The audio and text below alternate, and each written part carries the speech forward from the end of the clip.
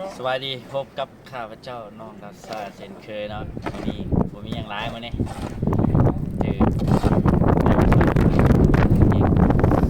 เรื่องสำหรับมาตกมานี่ครับทุกคนเนาะ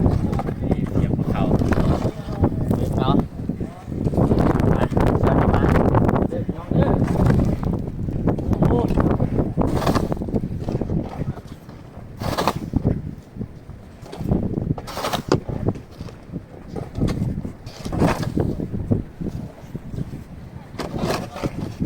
แสบเลย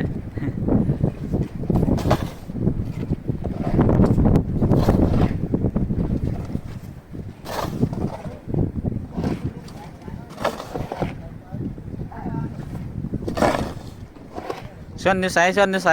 นี่มาตัวนี้อยู่ประเทศใดอยู่ประเทศใดไม่เห็นมาเนี่ย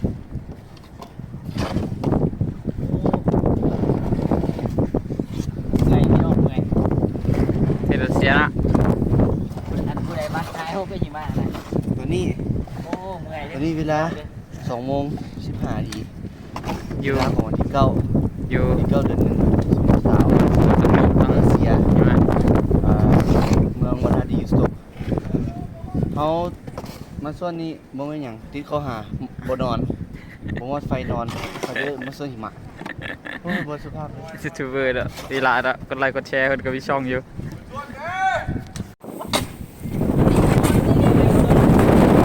โอ้ลมแห้งแล้วเบิ่งบรรยากาศไอ้น้องลาวถือเกณฑ์มาชวนหิมะไอ้น้องลาวมื้อนี้โอ้พูดอะชวนหิมะตัวนี้ลงไปหุ่นคานสีดำๆลงไปมันได้บ่เนาะเสียง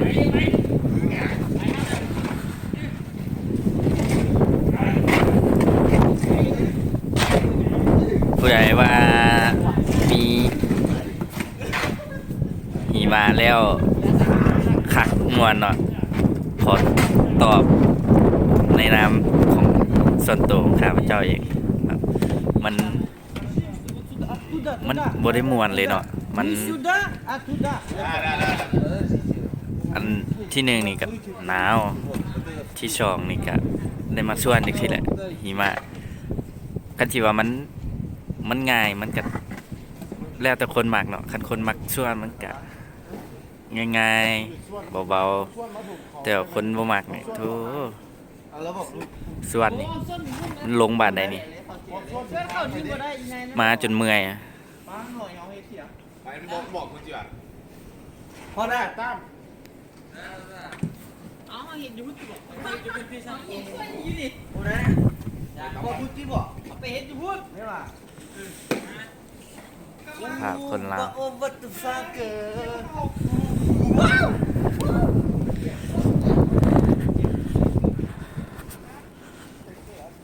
ดูเสียงหนักแข่งนี่ไอ้น้องลาวมี30ชีวิตแต่ว่ามาสู่ชีวิตนี่10สหาย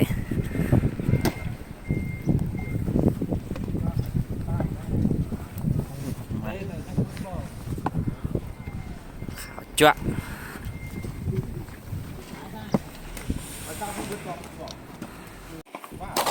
เอาตอนนี้ก็ใกล้ทีแล้วเนาะให้น้องลาวเฮาถือว่าโอ้สมควรเลยส่วนหิมะเลยเอาจริงในเวลาความรู้สึก โอ้30เซลเซียสหนาวหลาย อากาศ-30 องศาเซลเซียสยังได้มากวดหิมะเบิ่งจานอ้ายโธ่เพิ่นว่าสบายเพิ่นว่าขี่ซ้ายบ้านกูนักกว่า พ่อเด้อ โอ้คนลาวดิมากขนาดชวนหิมะนี่ว่าอยู่หอละล่ากับเมื่อยมีแต่นั่งกับนอนกินข้าวจบเพิ่นว่ามาออกให้งานมื้อนี้ ตัดหญ้าอยู่บ้านเฮาตัดหญ้าอันนี้เสื้อหิมะ ชวนหิมะเบิ่งไงหน้าตาหิมะตกลังงามเนาะ อะไรเก็บตัวนี้เลยเก็บนี่คือลุงเลยท่านเดี๋ยวมันขังใส่ห้องที่ห้องที่นี่ห้องเดียวพอ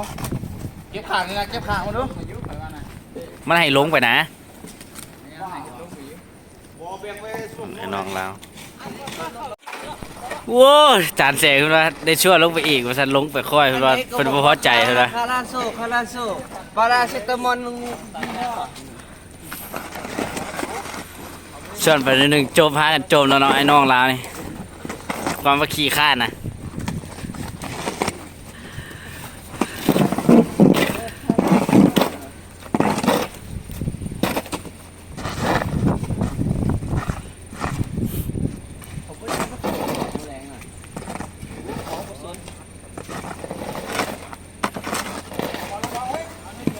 อ๋อตั้งใจไหมตั้งใจไหมตั้งใจไหมครับเป็นทางที่เหนือมาฮอดพี่เนาะโอ้ใช้เวลาพอสมควรตอนนี้ไอ้น้องลาก็เริ่มล่าแล้วเริ่มจมแล้วพากันจมแล้ว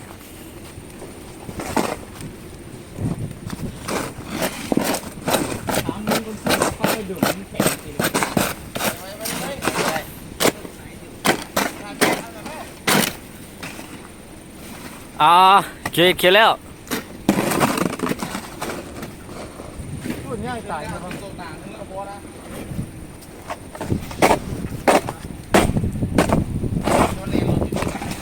เอาศิลากันโดยภาพสิเลยเนาะเอามักก็อย่าลืมกดไลค์กดแชร์กดติดตามกดกระดิ่งพร้อมเนาะเพื่อสิได้ทันทุก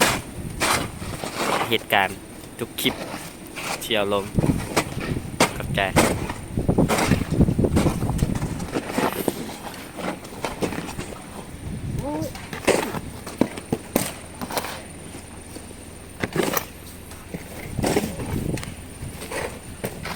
อาจารย์แชร์คุณเนาะเมื่อได้ชวนจังไหนก็ได้ได้บัดนี้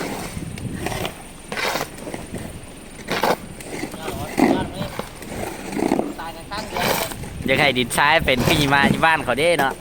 ก็ดีชวนคักเลยเนาะ เป็นอะไรไหม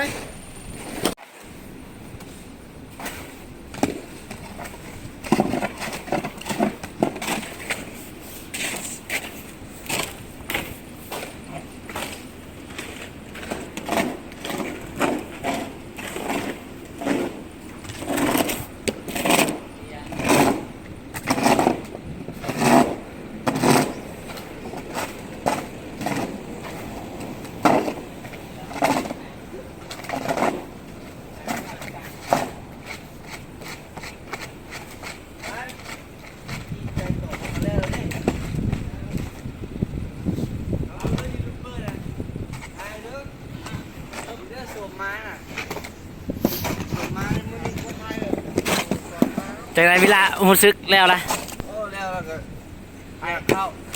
ทยปิดไทยไหมเอามาไทยเราไทยปิดไทย เจ้าหน้าโอ้ยเจ้าหน้าจะมาถ่ายก่อนที่มีม้าติ่มนะเป็นยังไง ถ่ายแล้ว ถ่ายแล้ว